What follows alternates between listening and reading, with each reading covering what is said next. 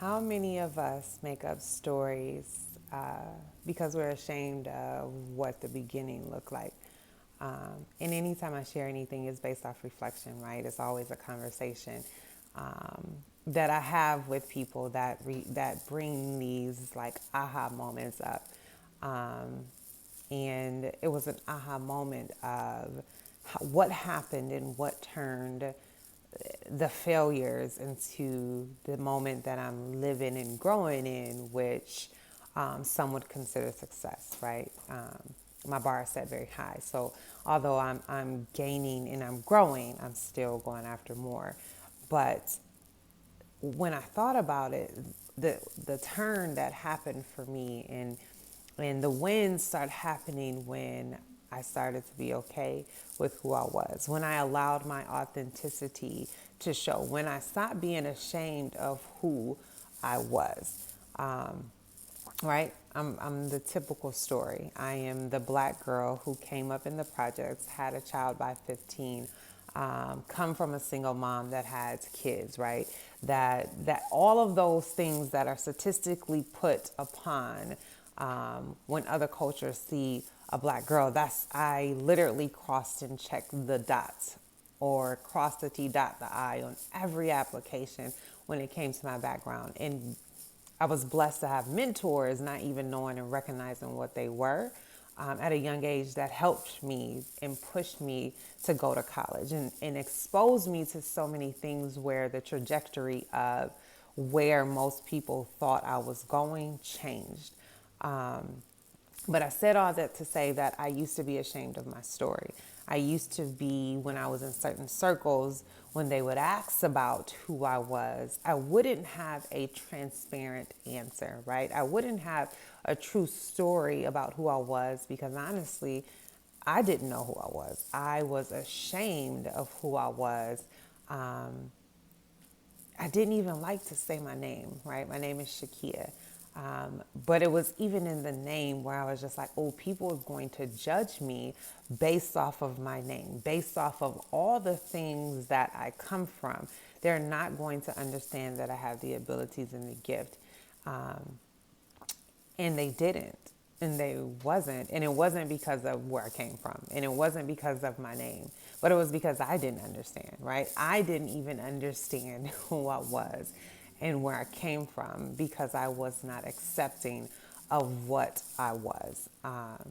So the question was asked, how did you start to win and become successful? The moment I stopped living for people, right? The moment I stopped being ashamed of who Shaquille was, the moment I said, you know what? I have to learn to love me through every mistake, every failure, right? Young, divorced, young, having a child, young and having all of these failed businesses, young and not really understanding life. Like, how do you push past that and be and glorify who you are?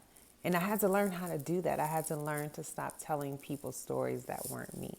And so who I am today, I'm still that teenage girl that came from the projects. I'm still that teenage girl that had a child at 17. I'm still that girl that went through a divorce and came from a broken home and all of those things. But I'm also the woman who knows how to run a multi-million dollar business. I am now the woman who understands exposure and understand education and understand the power of networking and understand how to hone her gifts, right? So I came from that, but it also helped me to build to where I'm at and where I'm going.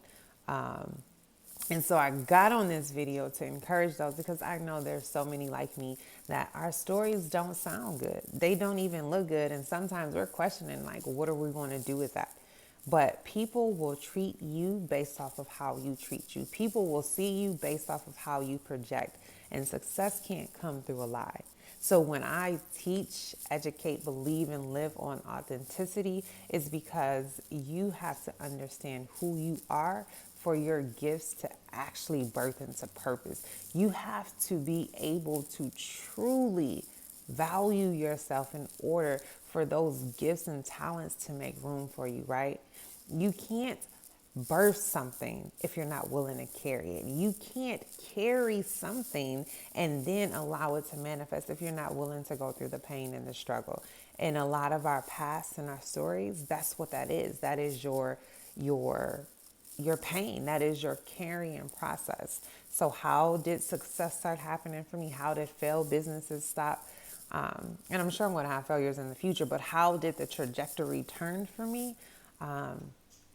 Because I stopped being ashamed of who I was, right? And I became who God created me to be.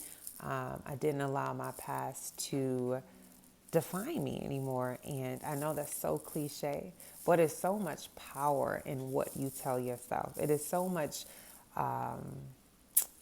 it is levels to really speaking to yourself of what it is that you want to manifest. So I encourage you today, regardless of how your story started, regardless of what people placed upon you, regardless of what people say about you, to own who you are, to be okay for, or to be okay with where you come from, and to even be okay with what you're living in now, right? And to hone what is on the inside of you, to magnify and to allow that gift to come out with you being transparent about who you are, right? Learn yourself, love yourself, and people will start to see the gift that is on the inside. So, happy Sunday. I hope this message helps somebody. I'm always a believer, and that's how Becoming Her was birthed. Share your story to help change her story, right? That's how the Pink Hustle was birthed, of the coaching and the consulting, because when you understand the value in self, when you understand the weight that knowing what your gifts and talents are, when you understand how to create substance in everything that you have on the inside, things change, doors open, people start to look for you. So I hope this helps somebody. But love you. Be okay with the story.